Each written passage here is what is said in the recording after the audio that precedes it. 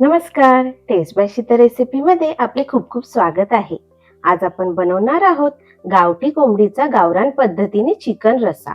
जर तुम्हाला ही रेसिपी आवडली तर प्लीज लाईक आणि सबस्क्राईब करा आणि बेल आयकॉनवर क्लिक करा, म्हणजे तुम्हाला आपल्या अशा छान छान रेसिपी बघायला भेटतील. तर चला रेसिपीला सुरुवात करूया. यासाठी आपण 1 किलो गावठी कोंबडीचं चिकन घेतले आहे. त्यात 1 चमचा हळद, 1 चमचा मीठ आणि 1 चमचा आलं लसणाची पेस्ट घालत आहोत आणि हे चांगलं पूर्ण चिकनला आपण मिक्स करून घेणार आहोत, मॅरिनेट करून घेणार आहोत. 1 किलोला 1 चमचा हा अंदाज ठेवला आहे. आता आपण हे वाटण करूच तर मुरायला ठेवूया. तोपर्यंत आपण वाटणाला लागणारे साहित्य बघू.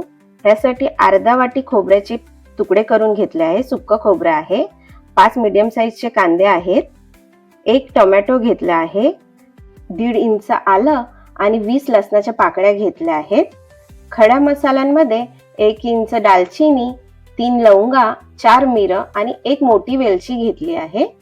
वेलची आपण ही सोलून घेऊया. त्याचा वरचा जो कव्हर आहे तो काढून टाकायचा आहे.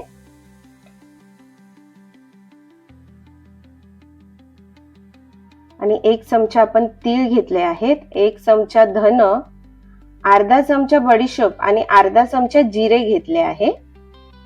आणि 1.5 चमचा चण्याची डाळ घेतली आहे. चण्याच्या डाळीने वाटण खूप चांगलं मिळून येतं आणि खोबऱ्याचे प्रमाणही आपल्याला कमी लागतं. तर चला आता आपण सुरुवातीला हे मसाले भाजून घेऊया. सुरुवातीला आपण चण्याची डाळ भाजून घेत आहोत. ती भाजायला थोडा टाइम लागतो, म्हणून मिनिटभर आधी चण्याची डाळ भाजून घ्यायची. 1 मिनिट चण्याची डाळ भाजून घेतली की त्यात आपण सुके मसाले घालून घेऊ. खडा मसाला घातला आहे. त्यातच धन, जिरं, बडीशोप आणि तीळ घालून एकत्र हे खमंग वास सुटेपर्यंत 1-1.5 मिनिट भाजून घेऊया. मसाले भाजायला लागले की तीळ उडायला लागतात. तीळ उडायला लागले की आपण हा मसाला काढून घेणार आहोत. आता हे काढून घेऊया आणि थंड करून घेऊया. तोपर्यंत ह्याच पॅन मध्ये खोबरं घालून खोबरंही आपण छान असं भाजून घेणार आहोत. ह्यात मी थोडा अर्धा चमचा तेल घालते, म्हणजे चांगलं भाजलं जाईल. खोबरं चांगलं लाल भाजलं की आपण ते काढून घेऊया आणि कांदा भाजून घेऊया. गोल्डन ब्राऊन कलर येईपर्यंत कांदा भाजून घ्यायचा आहे. आता ह्या कांद्यात आपण टोमॅटो घालून घेऊ आणि हे मिनिटभर परतून घेऊ. आता हे परतून झालं की सगळे मसाले आपण थंड करून घेणार आहोत आणि सुरुवातीला मिक्सर मध्ये आपण हा सुका मसाला वाटून घेणार आहोत. नाहीतर ह्यामध्ये सुका मसाला वाटला जात नाही, म्हणून सुरुवातीला सुका मसाला वाटून मग बाकीचे सगळं मिश्रण आपण वाटून घेणार आहोत. आता आपण कुकर गरम करायला ठेवला आहे. कुकर मध्ये मी 2 चमचे तेल घालत आहे, मोठे चमचे.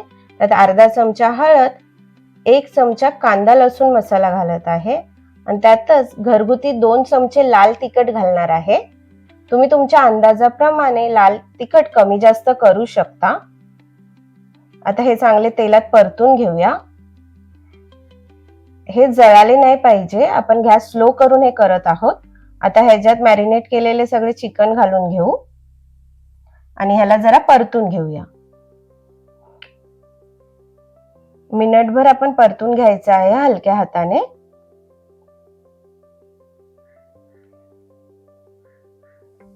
चांगलं सगळा मसाला म्हणजे लाल तिखट ह्याला लागले की आपण ह्याच्यावर आता एक ताट ठेवूया आणि ताटावर आपण 1 ग्लासभर म्हणजेच पाव लिटर पाणी घालणार आहोत आणि 5 मिनिटं हे शिजून देणार आहोत. वाफेने खाली चिकन चांगलं शिजते आणि चिकनला पाणी सुटते. 5 मिनिटं झाली आहेत. बघा छान पाणी सुटलं आहे चिकनला. आता आपण ह्याच्यात आहे ना जे वाटण केले आहे ते घालून घेऊया आणि ह्याला चिकन बरोबर चांगलं परतून घेऊया. हलक्या हातानेच परतायचं आहे.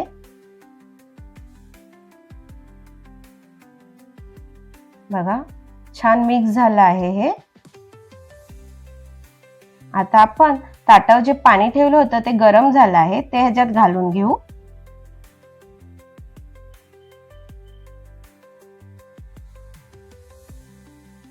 आणि अजून मी पाव लिटर पाणी त्याच्यात घालत आहे, म्हणजे अजून 1 ग्लासभर गरम पाणी घातलेलं आहे मी ह्याच्यात. आता हे चांगले मिक्स करून घेऊया आणि ह्याच्यात चवीनुसार मीठ घालून घेऊ. आपण चिकनलाही मीठ लावले होते, तेव्हा 1 चमचा घातले होते आणि आता 1 चमचा घातले आहे मीठ. आता वरतून कोथिंबीर घालत आहोत आणि चिकनला छान उकळी येऊन द्यायची आहे.